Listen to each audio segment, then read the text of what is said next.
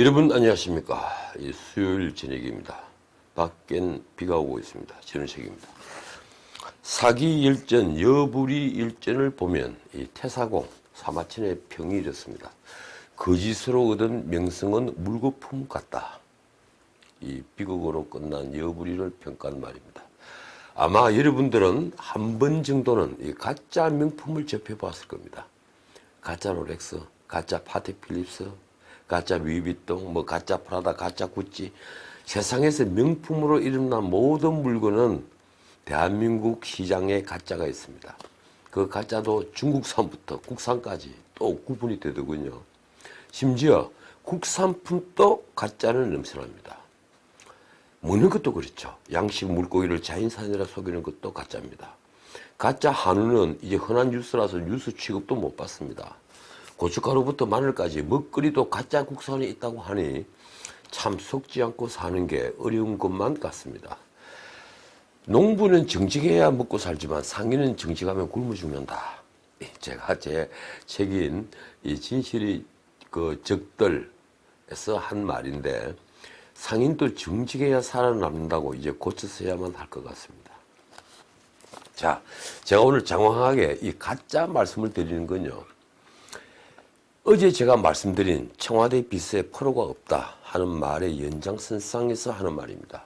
감히 말씀드리건데 포로가 아니면 다 가짜입니다. 인사청문회를 할 때마다 논란이 되는 게 하나 있죠. 바로 그게 논문 표절입니다. 자기 논문을 복제하는 건 그렇다 쳐도 남의 논문을 뺏기는 건 그건 학문적 연결성을 따지기 전에요.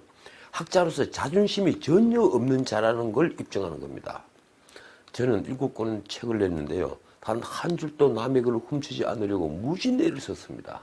그러다 보니 정치 비평서인 잡초와 우상이라는 책은 각 주만 750개가 넘더군요. 그 때문이지 그 책은 잘 팔리지 않았습니다. 그런데 우리 정치판, 특히 우리 정무직 공무원들에겐 왜 유독 가짜 이력, 이른바 스펙이라고 그러죠. 이 가짜 스펙이 많을까요? 조국 게이트만 해도 그렇습니다. 조국 본인도 석사학위 논문부터 표절 시비에 휘말렸죠. 그 딸과 아들에게 부모가 만들어준 가짜 스펙들, 표창장애니 인턴 증명서니 논문 저자니 하는 것들이 그들 인생에 얼마나 보탬이 될까요? 그 스펙으로 의사가 되고 박사가 되고 또 부모처럼 교수가 되고 어쩌면 청와대 수석이 되고 장관이 될 수 있을지는 몰라도 그런 가짜 인생이 무슨 재미가 있을 것이며 무슨 가치가 있을 것이며 무슨 보람이 있겠습니까? 가짜들. 자신이 감당 못할 자리에 있는 것 자체가 가짜입니다. 제가 이 방송에서 조국을 두고 가짜라고 한 이유가 여기에 있습니다. 민정수석은 그가 감당할 자리가 아니었습니다. 법무부 장관도 마찬가지고요. 자, 왜 우리는 편법을 쓰고 불법을 불사해 가면서 이런 가짜로 살아가는 걸 부끄럽게 여기지 않을까요? 요즘 불고 있는 정치판 인적 쇄신 바람도 사실 같은 문제입니다. 의회는 국가적 어젠다를 다루는 곳이죠. 행정부를 견제하고 입법을 하는 곳입니다.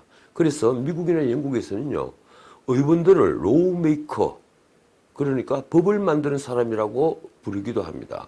그런데 우리는 이 점에 아주 무심합니다. 국가적 어젠다에 아무런 이해를 하지 못하는 지식이 부족한 사람들을 그저 유명하다, 대중적 인기가 있다고 해서 영입 경쟁을 벌이니 말입니다. 바둑 잘 둔다고, 축구 잘한다고, 유명한 배우라고 국회의원을 시키겠다. 이런 발상하는 자체가 얼마나 웃기는 겁니까? 청년 영입도 마찬가지입니다. 젊고 활기 있는 건 참 좋은 거죠. 당을 젊게 만들고 의회를 젊게 만드는 건 좋은 일입니다. 그렇지만 더 중요한 것은요. 젊다는 것보다는 어젠다에 대한 이해, 바로 지식입니다. 이제 제발 가짜들 좀 만들지 않았으면 합니다.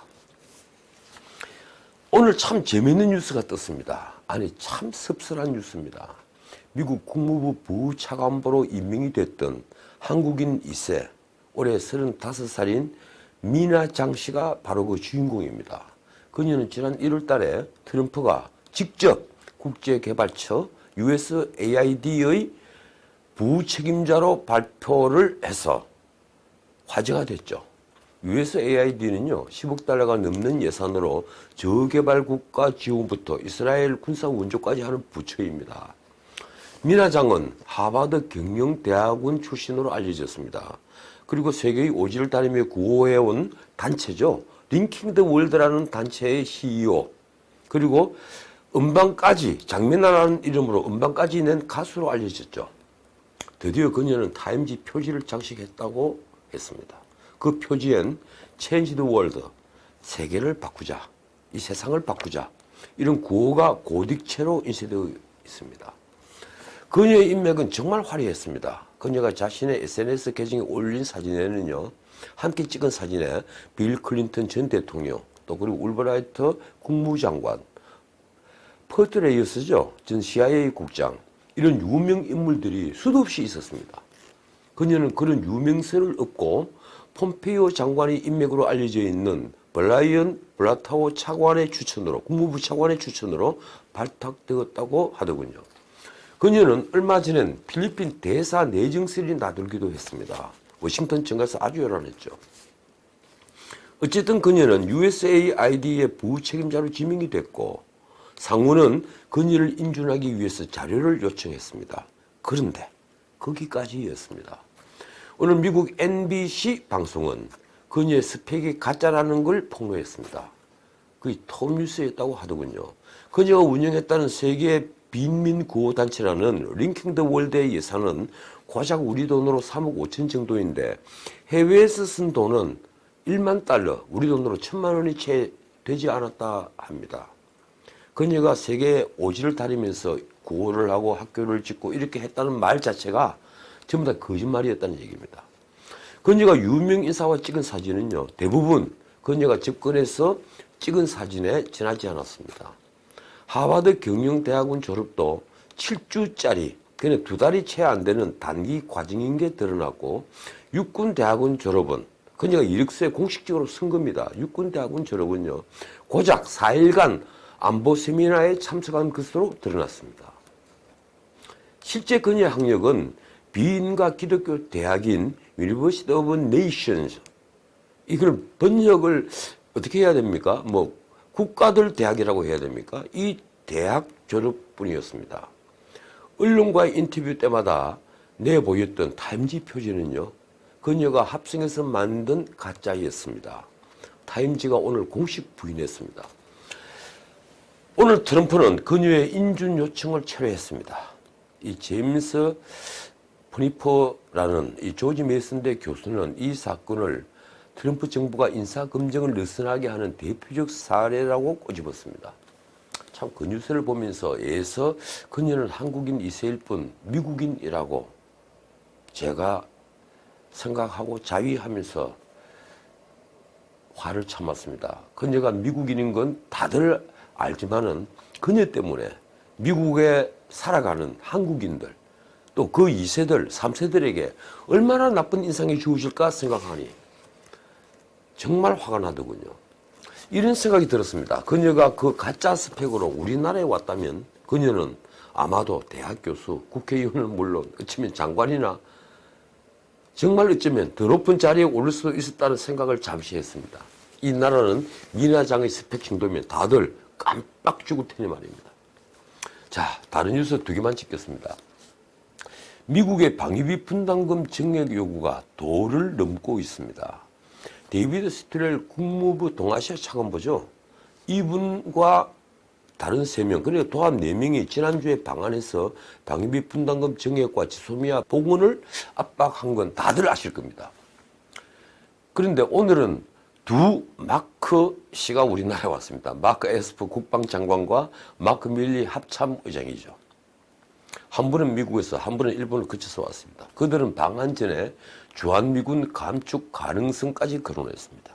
특히 마크 밀리 합참의장은 일본에서 미국인들은 왜 미군이 한국과 일본에 필요한지, 왜 부자 나라가 스스로 자신들을 방어하지 못하는지 묻고 있다면서 우리는 이 질문에 답할 의무가 있다고 말했습니다. 그 질문이 나오지 않으려면 연 48억 달러, 우리 돈으로 약 6조 원의 돈을 더 내놓으라는 겁니다. 오늘은요, 로버트 에이브럼스 한미연합군 사령관이 또 나섰습니다. 캠프 험프리스 연 내외신 기자회견장이었습니다. 방위비 분담금은 한국 경제와 한국 국민들에게 다시 돌아가는 것이다. 우리에게 오는 것이 아니다. 이렇게 말하면서요. 한국 국민 세금으로 한국인 월급을 주는 것이라고 말했습니다. 한미연합군 사령관, 이 주한 미군 사령관 생각이 그렇다는 겁니다. 지금까지 몰랐을까요? 그 생각을? 그렇다면 자신들의 전략무기 증개 비용이라든가 자신들의 훈련 비용 같은 것은 요구하지 말아야죠. 어쨌든 지소미아 파기와 맞물려서 이 방위비 분담금 문제는 지금 한미 간의 최대 현안으로 떠올랐습니다. 여러분이면 어떻게 하시겠습니까? 차라리 철군나라고 해야 하는 겁니까? 일부에선 그런 주장도 나옵니다. 또 핵 재처리를 일본처럼 40%까지 허용하는 문제와 함께 의논해야 한다는 또 주장도 나옵니다. 반대 급부를 좀 받자는 거죠. 전에도 말씀드렸지만 미군이 이 나라에 주둔하는 것이 과연 미국 국익과 전혀 상관이 없다는 것일까요? 그리고 역사적으로 이 나라의 분단 상황에 미국은 어떤 책임도 없다는 것일까요? 그렇지 않다는 건 세상이 다 알고 있지 않습니까? 그런데 오늘 북한 반응이 참 재미있었습니다. 미국은 남조선을 젖짜는 암소로 여긴다. 이 우리 민족끼리라는 곳에서 미국을 날강도 심보라고 하면서 비꼬 말입니다. 북한이 우리 편이라고 할까요?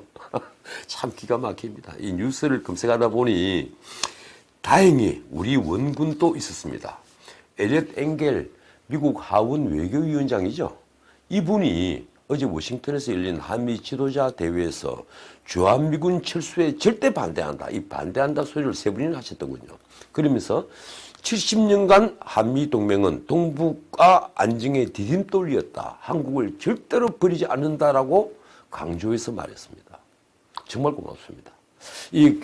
이분 하시는 말씀이 김정은이 협상에 진지하게 임하는 걸 본 적이 없다면서 협상에 강경해져야 한다고도 했습니다. 이런 분이 워싱턴 조야에 좀 많아졌으면 합니다. 오늘 나경원 원내대표가 남부지검에 출두한 뉴스가 하루 종일 뉴스 첫머리를 장식했죠. 글쎄요, 국회 안에서 벌어진 정치적 행위를 두고 고발하고 그걸 경찰과 검찰에서 기회다 이러면서 조사한다는 것을 어떻게 보아야 할까요? 과거에 이런 적이 있었습니까? 이런 코미디가 백주대낮에 벌어지는 세상이 되고 말았습니다. 그런데 그 문제로 안절부절 못하는 한국당 의원들이 있다는 얘기를 들을 때마다 그 정신으로 어떻게 야당 의원을 하는지 참 보기가 딱했습니다. 자, 오늘은 여기까지입니다. 내일 모든 수험생들이 좋은 점수를 받았으면 합니다. 다들 가짜 아닌 진짜 스펙을 쌓는 길이 열렸으면 합니다. 그러면 모두가 행복한 날이 되는 겁니까? 예, 밤이 깊었습니다. 지금까지 전우식이었습니다.